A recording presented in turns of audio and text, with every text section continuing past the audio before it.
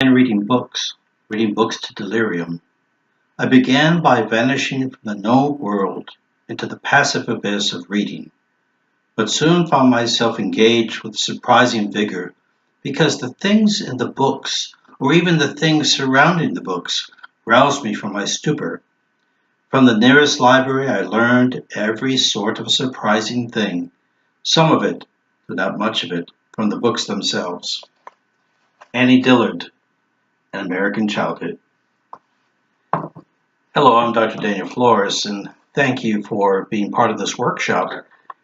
If you've looked at the syllabus, you know that we're going to cover quite a bit of material in a very short period of time. We'll talk about topics such as plagiarism or how to define information literacy, scholarly popular resources. We'll talk about something called the CRAP test, CRAAP, filter bubbles, things that you probably have heard and maybe some new things.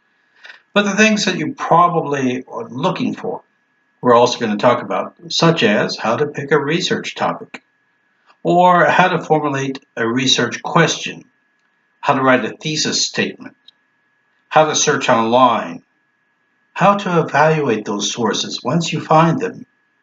Again, what's the difference between popular and scholarly, credible, non-credible sources?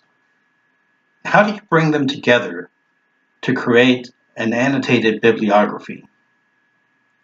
What style guides should you use once you have them ready? And how are you going to cite your references according to that style guide? What do you do about book reviews and articles in journals compared to magazines and newspapers, books, ebooks? A lot of questions, a lot of information to investigate. But in a very short time, you'll find yourself to be somewhat of an expert at these things because we're going to head straight for them. Now, I'll help you if you are new to writing on the academic level, or if you haven't written in academics for quite a long time. I'll point you in the right direction to get you some helps. We'll supply plenty of that for you online and also through these very short modules.